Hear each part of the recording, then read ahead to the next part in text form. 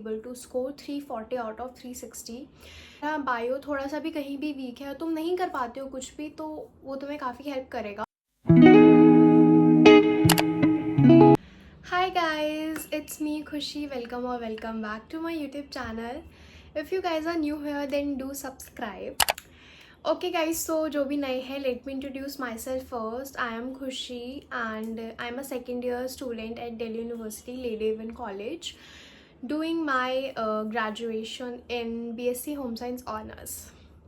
Okay guys, so आज की video में I'm going to share my biology journey. Basically I am telling you some tips regarding my journey, how I able to score 340 out of 360. So थोड़ा starting से start करते हैं। I gave 3 attempts, ठीक है, NEET के लिए, and 340 जो मेरे मार्क्स आए थे वो मेरे सेकेंड अटैम्प्ट में आए थे। फर्स्ट अटैम्प्ट मैंने ऐसे ही दिया था just after my 12th। I did my 12th in 2022। So उसके बाद मैंने जस्ट ऐसे दिया था for the experience. Then for the first drop I took my coaching from Narayana Institute, जहाँ से टू बी वेरी ऑनेस्ट मैं कुछ नहीं पढ़ पाई personally. From my experience I was not able to manage from that institute, मैं कुछ नहीं पढ़ पाती थी। सो ये जो मेरे मार्क्स आए हैं 340 जो आए थे मेरे सेकेंड अटैम्प्ट में, ये मेरी खुद की प्रिपरेशन की वजह से ही आए थे बाय सेल्फ स्टडी। सो मैं तुम्हें कुछ टिप्स बताने वाली हूँ जिससे तुम्हें भी, अगर तुम्हारा बायो थोड़ा सा भी कहीं भी वीक है, तुम नहीं कर पाते हो कुछ भी, तो वो तुम्हें काफ़ी हेल्प करेगा। Because bio is the only subject जिसकी वजह से तुम्हारा नीट का स्कोर यहाँ से यहाँ हो सकता है लिटरली, क्योंकि 360 मार्क्स की सिर्फ और सिर्फ बायोलॉजी होती है, एंड वो as compare to chemistry and physics it's quite, उसके लेवल में तो देखो थोड़ा ईजी होता है, सारा पढ़ना समझना रटना होता है। So let's start with that guys. So आपका नीट का एग्ज़ाम 2026 वाला 3 मई को है, I have checked. So you have अभी तो है तुम्हारे पास 9-10 महीने, I hope I am correct, जितने भी है कैलकुलेट कर लेना। So I am going to tell you कि कैसे तुम अपने बायो को और स्ट्रॉन्ग बना सकते हो, क्योंकि तुम 360 भी स्कोर कर सकते हो। Okay, so I was also an average grader from my school time से ही 80% वाली थी। सो आई वॉज नॉट अवेयर इतना नीट वगैरह को लेके, एंड कोई नहीं था मुझे गाइड करने के लिए। Okay guys, so I am here for you all, ताकि मैं तुम्हें गाइड कर सकूँ। एंड अब कट टू कट बात करते हैं, ठीक है। सो गाइज, बायो के लिए we have 11th and 12th, जिसके लिए बच्चे ज़्यादातर 11th में थोड़ा ज़्यादा होता है, जैसे प्लांट फिजियोलॉजी, ह्यूमन फिजियोलॉजी, तो ये सारे ना थोड़ा याद करने में और दिमाग में रखने के लिए थोड़ा मुश्किल हो जाता है बच्चों के लिए एज़ कम्पेयर टू 12th के वाला। क्योंकि 12th में I remember there are a lot of easy chapters जो मतलब ऐसे हो जाते हैं याद, बट 11th की जो बायो है उसमें कुछ चैप्टर्स ऐसे हैं जिसमें आपको एग्जाम्पल्स, और वो बहुत थियोरेटिकली बहुत बड़े बड़े चैप्टर्स हैं जिनको याद करना और उसके एग्जाम्पल्स ही याद करना वो बहुत मुश्किल हो जाता है। जैसे प्लांट किंगडम हो गया, एनिमल किंगडम हो गया, ठीक है, प्लांट फिजियो हो गई, ह्यूमन फिजियो हो गई, ये तो चलो एक बार को हो जाती है, बट प्लांट और एनिमल किंगडम हो गए थे तो उनके एग्जाम्पल्स इतने हो जाते हैं कि आप नहीं कर सकते। सो मैं बताती हूँ कि मैं कैसे करती थी। सो मेरा फर्स्ट स्टेप हमेशा होता था वीडियो देखना, ठीक है। मान लो चैप्टर है प्लांट किंगडम, तो मैंने एक अच्छी सी डिटेल्ड वन शॉट, या फिर आपकी मर्जी है, देखो अब इस टाइम पे अगर तुम डिटेल्ड तरीके से पढ़ना चाहोगे तो तुम कर सकते हो, कि 6-6 घंटे की वीडियोस देख रहे हो एक एक चैप्टर के लिए अभी के लिए, तो आई डोंट थिंक सो कि वो तुम्हें करना चाहिए अब इस टाइम के लिए, ठीक है। सो मैं क्या करती थी, मैं तो यार अगर मैं स्टार्टिंग से स्टार्ट करती थी, बट स्टिल मैं 6-6 घंटे की वीडियोस नहीं देखती थी इतना, क्योंकि मुझे पता था मेरे से हो जाता था। सो मैं मान लो 2.5 या 3 घंटे की वीडियो है एक्सप्लेन्ड, ठीक है। अब वो वीडियोस इतनी अच्छी होती थी कि मेरा उसमें ही हो जाता था। बहुत बच्चे होंगे कि जिनको 6 घंटे की वीडियोस देख के ज़्यादा अच्छे समझ आएगा, एंड किन्हें शायद 2 घंटे की वीडियोस में भी वो चीज़ समझ आ जाएगी। सो मैं 2-3 घंटे की पहले एक 1 शॉट वीडियो देखती थी जो भी फुल डिटेल्ड होती थी। उसके बाद मैं एनसीईआरटी रीड करती थी पूरा प्रॉपर, लाइक पेंसिल लेके थॉरली रीड करती थी, नॉट लाइक दैट कि तुम ऐसे पढ़ के स्किप कर रहे हो, नहीं, जो तुम पढ़ रहे हो उसको अच्छे से दिमाग में फिट करते जाओ पढ़ते पढ़ते। एंड मैं क्या करती थी कि मैं पेंसिल से जो मुझे इंपॉर्टेंट लगता था, किसी भी साइंटिस्ट का नेम हो, एग्जाम्पल्स हो, मैं उसको वहीं पे मोटा मोटा मार्क कर देती थी, ताकि जब मैं नेक्स्ट टाइम रीड करूँ तो मैं उन पॉइंट्स को ज़्यादा अच्छे से पढ़ पाऊँ, मुझे याद रहे कि हाँ ये मैंने मार्क किए थे एंड दीज आर इम्पॉर्टेंट, ताकि मैं नेक्स्ट टाइम उसको अच्छे से पढ़ सकूँ, उस पर ज़्यादा फोकस कर सकूँ। सो सबसे पहला काम है तुम्हें कि एक अच्छा सा वीडियो ढूंढो, एक अच्छा सा मैं तो यूट्यूब से ही सारी पढ़ाई मैंने करी है, तो एक अच्छा सा यूट्यूब पे सर ढूंढो, मैम ढूंढो, जिससे भी तुम अच्छे से पढ़ पाओ एंड उनकी वीडियोस देखो अच्छे से, ठीक है। अगर तुम्हें नोट्स बनाने हैं तो तुम नोट्स बना सकते हो। देखो यार, मैंने ना notes generally, I am saying to be very honest, मैंने नोट्स इतने बड़े बड़े नहीं बनाए थे, क्योंकि मुझे पता था NCERT इज़ द मेन की जिसे मुझे फॉलो करना है। उसके अलावा मैंने कोई भी मॉड्यूल, कोई भी ऐसे नोट्स नहीं बनाए जिससे मेरा टाइम वेस्ट हो। मैं सिर्फ और सिर्फ NCERT पे स्टिक रही हूँ और वन शॉट वीडियोस पे बस। और मतलब मैंने नोट्स वहाँ बनाए लाइक शॉर्ट नोट्स टाइप, जहाँ पे मुझे एग्जाम्पल्स याद करने थे, like for the plant kingdom, for the animal kingdom, क्योंकि उसमें बहुत सारे टॉपिक्स हैं, बहुत सारा है ना सब कुछ, तो उसके एग्जाम्पल्स याद करने में थोड़े इशू होता था मेरे को, तो मैं शॉर्ट नोट्स बना लेती थी। तो अगर तुम्हें शॉर्ट्स नोट जहाँ तुम्हें नेसेसरी लग रहा है वहीं बनाओ। खामखा जो चीज़ तुम्हारे पास ऑलरेडी एक बुक है उसमें वो चीज़ें लिख रखी है, फिर तुम अलग से वो चीज़ लिख रहे हो। आई नो बहुत बच्चों का ऐसा होता है कि उन्हें लिख कर ही याद होता है, तो that's up to you totally. But what I did, मैंने तो सिर्फ और सिर्फ वन शॉट वीडियो देखी, जहाँ मुझे नेसेसरी लग रहा है कि हाँ ये चीज़ मैं भूल रही हूँ, तो मैंने उन चीज़ों के नोट्स बनाए शॉर्ट तरीके से, ताकि मैं वन लाइन पढ़ के मुझे वो चीज़ याद हो जाए। And after that what I did, मैं हमेशा क्या करती थी, NCERT मैंने अच्छे से पढ़ ली।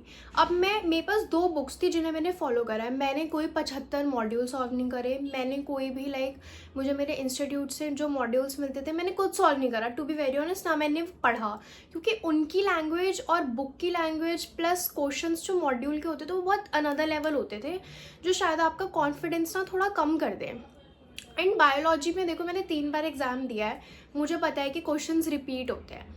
अब यार जो चीज़ जितना कंटेंट है, जो सिलेबस है, वो उसी में से ही पूछेंगे, वो नए क्वेश्चंस पैदा तो कर नहीं सकते, ऑब्वियस सी बात है। तो मतलब जो चीज़ पढ़ाई है या जो चीज़ हर बार पूछी जाती है उसके चांसेस हमेशा ज़्यादा होते हैं कि वही चीज़ पूछी जा रही हो। So I follow 2 books, like one was MTG का फिंगर टिप्स, NCERT बेस्ड थी पूरी बुक, इसमें आपके पूरे नोट्स भी मिल जाते थे आपको, फुल NCERT बेस्ड, इसलिए मेरे को कभी एक्स्ट्रा नोट्स बनाने की ज़रूरत भी नहीं पड़ी। एंड इसमें जो क्वेश्चंस होते थे, ट्रस्ट मी, वो एक एक NCERT की लाइन से पिकड अप हुए होते थे। क्वेश्चन सॉल्व कर सकते हो, अदरवाइज तुम नहीं कर सकते, क्योंकि वो प्रॉपर NCERT की हर एक लाइन से उठाई गई है। शायद अगर तुमने NCERT नहीं पढ़ी और तुम डायरेक्ट वो करने बैठ जाओ तो तुम वो नहीं कर सकते। सो मैं पहले वो करती थी, जिससे मेरा प्रॉपर एक बेस लॉक हो जाता था कि NCERT मैंने पढ़ ली और NCERT के मेरे सारे क्वेश्चन अच्छे से अटेम्प्ट हो रहे हैं। उसके बाद आई डिड PYQs, वो जो 35 ईयर्स 36 ईयर्स वाली होती है, तो तुम अपने हिसाब से अब वो वाली बुक ले लो एंड उसके सारे PYQs सॉल्व करो। मैं सच बता रही हूँ गाइज, ऐसे सॉल्व होंगे अगर तुम्हारा NCERT का बेस प्रॉपर क्लियर है। तो ये तो मेरे कुछ स्टेप्स थे कि मैं पहले वीडियो देखती थी, उसके बाद मैं NCERT अच्छे से रीड करती थी, मतलब उसको चार्ट लो अच्छे तरीके से NCERT बुक को, क्योंकि वही एक बुक है जो तुम अच्छे मार्क्स आ सकते हैं तुम्हारे।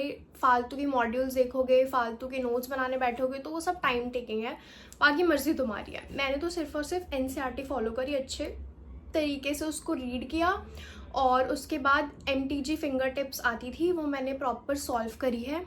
हर क्वेश्चंस उसमें लिटरली 150 और 100 क्वेश्चंस तो उससे ज़्यादा ही हुआ करते थे, बट इतने तो होते थे। तो मतलब अगर तुमने एक चैप्टर पढ़ा है आज बायो का, तो मेक श्योर कि तुम वो चैप्टर पढ़ने के बाद ही पूरे उसके साथ ही वो क्वेश्चंस लगा लो।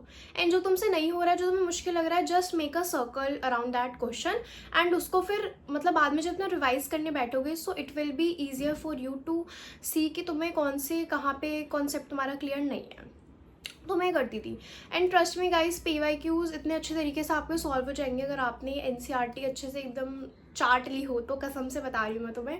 एंड देन तुम्हारा कॉन्फिडेंस यहाँ आ जाएगा, trust me that happens. Okay, so उसके बाद देखो यार, 11th की बायो में मैं कहूँगी कि थोड़ी बहुत मुश्किल है, मतलब थोड़ा रटना और समझना ज़्यादा है उसमें, एग्जाम्पल्स बहुत हैं चैप्टर में, मतलब थोड़ा है एज़ कम्पेयर टू 12th में गाइज मुझे बहुत इजी लगते थे कुछ चैप्टर्स, जैसे बायोटेक वाली यूनिट हो गई, रिप्रोडक्शन वाली हो गई, वो रिप्रोडक्टिव हेल्थ इश्यूज़। उसके बाद तुम्हें उन यूनिट्स पे ज़्यादा ध्यान देना जो ज़्यादा स्कोरिंग हो और ईजी हो, ठीक है। मेरे लिए तो यार मैं सच बता रही हूँ, मतलब प्लांट किंगडम भी मेरे लिए ईजी थी, इतना मैंने उसको इतनी बार पढ़ लिया था। देन वो ह्यूमन फिजियोलॉजी मेरे लिए काफ़ी ईजी थी, मुझे सिर्फ और सिर्फ बॉटनी में थोड़ी बहुत मुश्किल होती थी, वो भी प्लांट फिजियोलॉजी में। उसके अलावा 12th की बायो तो मेरी बटर मक्खन थी, सच बता रही हूँ मैं तुम्हें, मुझे इतना इजी लगता था। बायोटेक वाली यूनिट जो बच्चों को इतनी मुश्किल लगती है, वो मेरी फेवरेट यूनिट होती थी।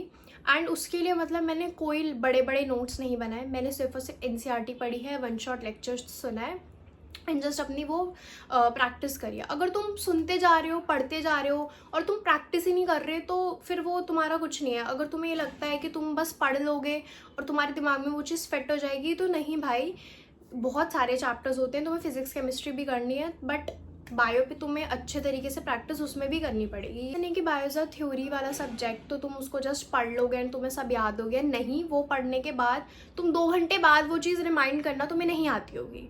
सो make sure after watching a one shot lecture और अच्छे से चैप्टर रीड करने के बाद you are attempting all those question from NCERT text book and the PYQs also.